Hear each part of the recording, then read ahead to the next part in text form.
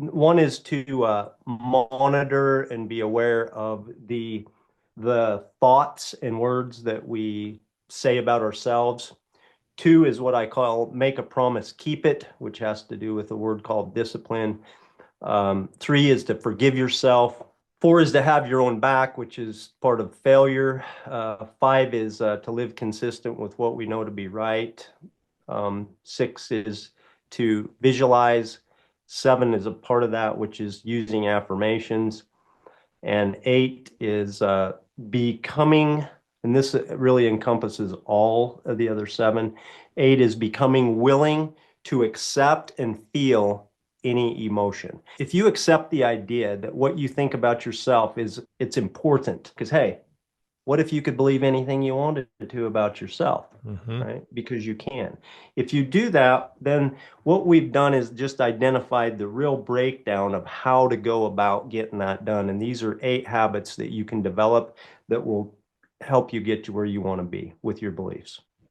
So let's talk about self-talk, because I think that's so important. What you're saying to yourself can have a big impact on how you see the world and how you see your own place in it, how you see your possibilities or the barriers that you maybe not even realize that you're creating for yourself. So let's talk about self-talk and what are your thoughts there? You're so right, Dominic, that in everything that you said, you're spot right on. Thoughts are simply phrases or sentences in our mind. And our mind feeds us these thoughts constantly. There's literally thousands. One estimate it says that there's 60,000 thoughts per day. So if we can become aware of these things and simply change them, if we just simply look at them and say, hey, that's not something that I want to use.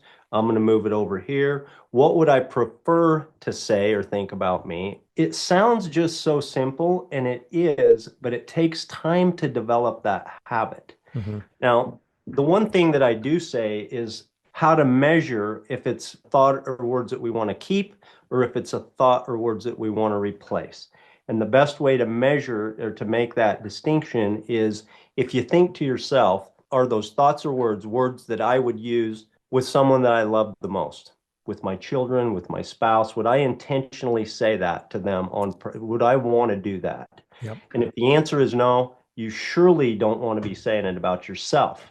Yeah, I really love that, Shane. I just think it's so great because it's such a clear-cut way for people to see how their own self-talk can be detrimental, right? And it's easy to just, well, I've just, some people, like I know some people, well, they've just always said that, well, oh, I mean, I'm an idiot, or oh, I'm so stupid, and you think, well, and they'll say, oh, I don't really mean it, but then they're saying it all the time.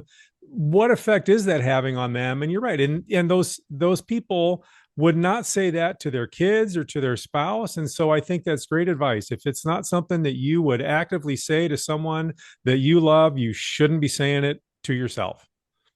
One last thought on that is it's like even humor, even self-deprecating humor, this has real impact. Even making self-deprecating humor or any words that we're using ourselves, they actually play out. And to use your example, if Dominic, you use the word idiot, if I'm constantly telling myself an idiot, you know what's going to happen when it comes time to make a hard financial decision or to make a risk or to follow through with solid financial advice that I've been given or to follow through with my financial goals or to really show up the way I want to in my career, and so that is these things, and that's just one example of how that plays out that it affects, your financial well-being.